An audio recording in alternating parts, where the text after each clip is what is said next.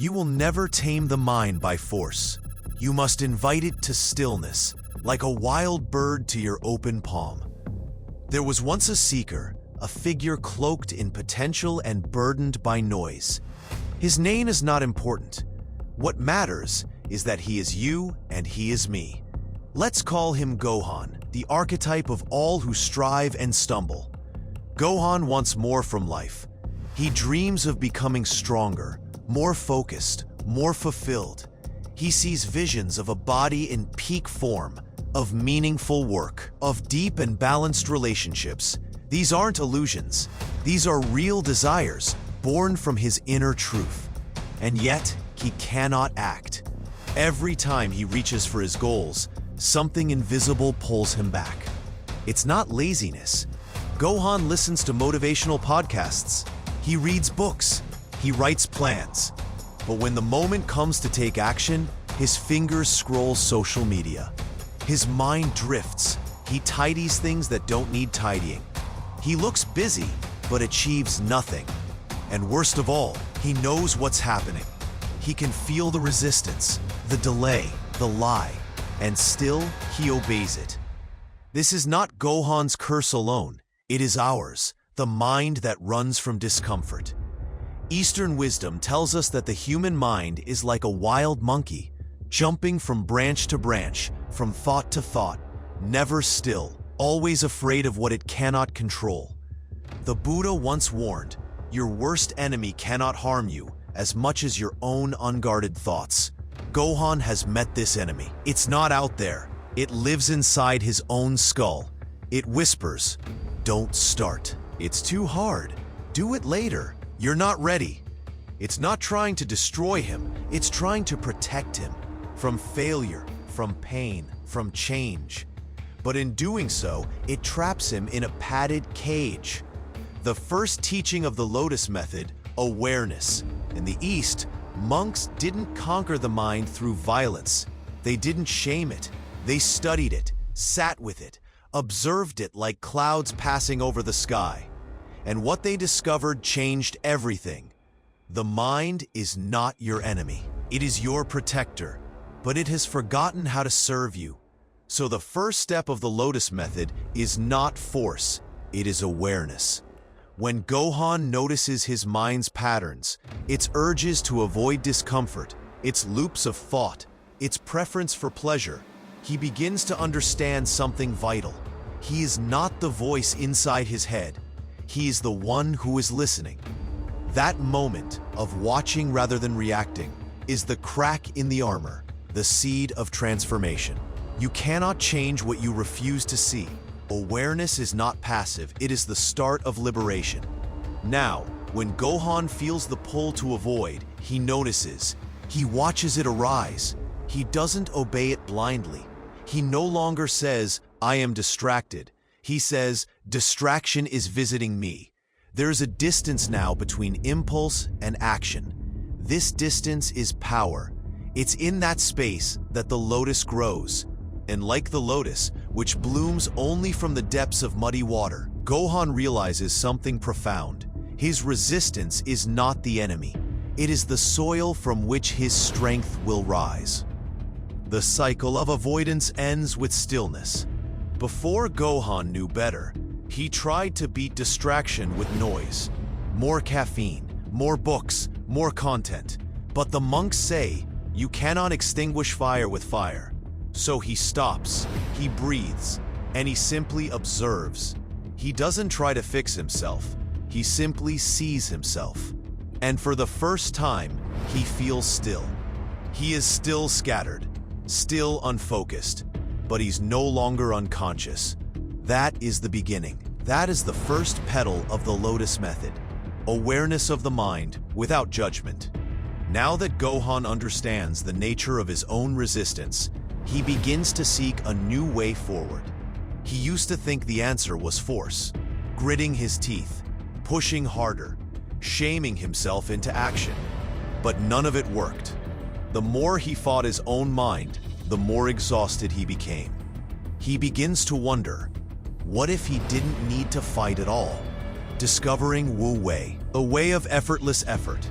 One day, Gohan comes across the writings of a sage, the mysterious figure known as Laozi. The words seem simple, but they strike like lightning. By letting it go, it all gets done. At first, Gohan scoffs. How can letting go get anything done? Isn't that just laziness dressed in poetry? But the more he reflects, the more he feels a strange truth begin to surface. Maybe, just maybe, his struggle comes not from the task itself, but from his resistance to the task. The dance with reality. Eastern philosophy calls this way of being Wu Wei, the art of non-resistance. It doesn't mean giving up. It doesn't mean being passive. It means moving with life, not against it. It means responding, not reacting.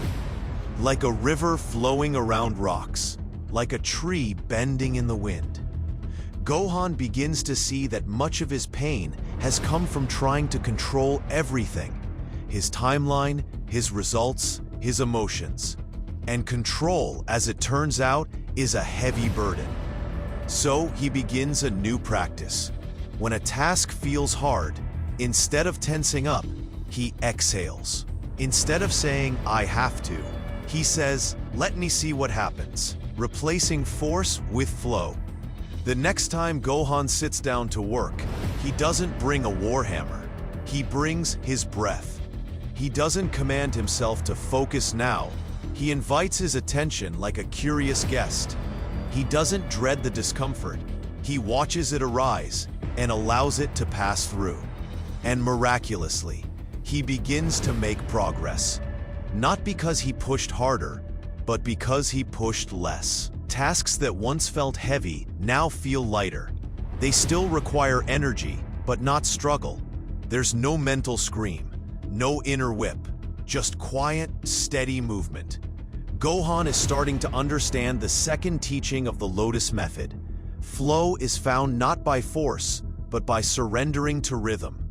Moving with, not against. He starts to see everything differently. His workouts become rituals of presence, not punishment. His work becomes a dance, not a duel. Even mundane tasks, like washing dishes or replying to emails, become opportunities to practice presence. And the more he lets go of how things should feel, the more space he makes for how things are. That space is where peace lives. That space is where action becomes art. Letting go is not giving up. This shift doesn't mean Gohan stops trying. It means he no longer believes that struggle equals progress. He no longer defines effort by tension. He defines it by presence. He begins to live each moment as it is, not as a battle to win, but as a wave to ride. And slowly, without realizing it, he becomes someone new. Not because he forced himself to change, but because he stopped resisting who he already was. Having learned to stop resisting the flow of life, Gohan now stands at the edge of something deeper. He's no longer battling every thought. He's begun to move with the current rather than against it. But his mind, though more open, is still busy. Like a sky full of clouds, some pass gently, others storm in. His attention still wavers. His inner voice still chatters. There's noise even in the flow. And so, he seeks the next teaching, not in words or action, but in silence. The call to stillness.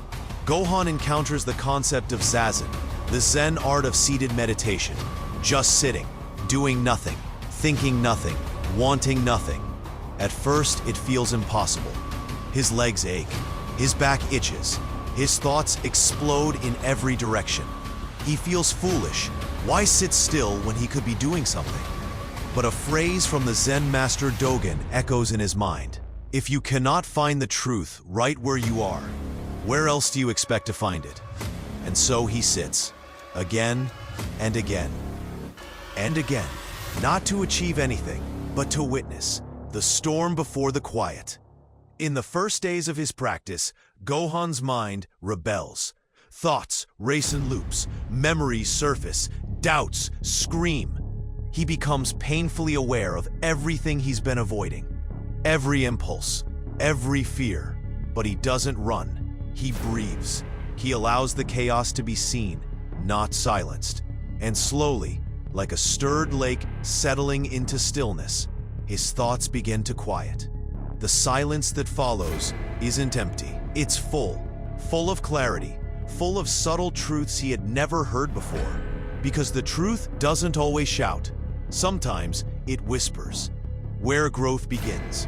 In that silence, Gohan discovers something extraordinary.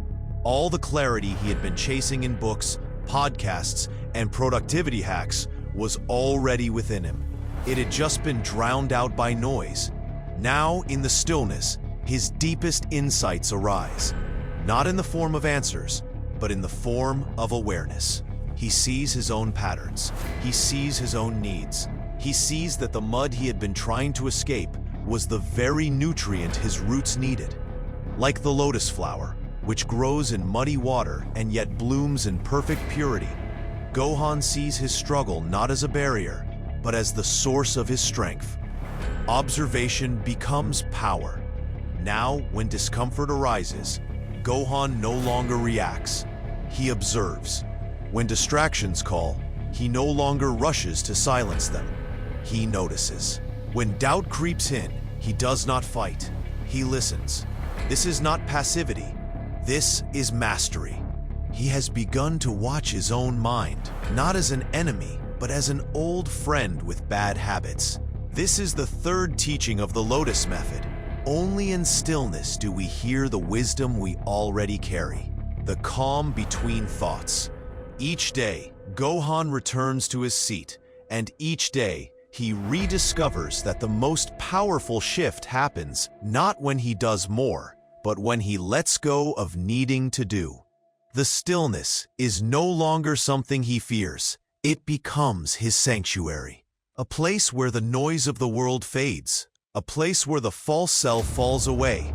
A place where the real work begins, not in motion, but in presence. And from that presence, he prepares for the final teaching, how to turn his quiet inner strength into deliberate, sacred action. Gohan no longer runs from the noise. He no longer fights the resistance. He no longer fears the silence. He has sat in it. He has listened to it. He has learned from it. But the purpose of stillness is not to remain still. The purpose of clarity is not to remain hidden within. The purpose of the lotus is not to stay beneath the surface. Now, Gohan must rise, from inner warrior to outer discipline. As Gohan steps into action, everything has changed. Where once he chased goals with anxious energy, now he moves with precision. Where once he tried to do everything, now he does the right thing. Where once he crumbled under overwhelm, now he flows with calm intensity. His decisions are sharper. His habits are cleaner. His discipline is no longer a struggle, it's a ritual. This is what the ancient monks understood, that the body is the extension of the mind. And when the mind is still, the body becomes unstoppable. Shaolin precision, one act at a time. Gohan begins to live like the Shaolin monks he once read about, not by copying their routines, but by adopting their essence. Every movement, intentional. Every task, sacred. Every moment, a chance to express the stillness within. He no longer seeks motivation. He creates momentum. He no longer relies on inspiration. He moves from integration. Each breath, each action, each word he speaks becomes a mirror of his inner state. And that state is now rooted in depth, not distraction. The final lesson, patience. But even with this mastery, something remains.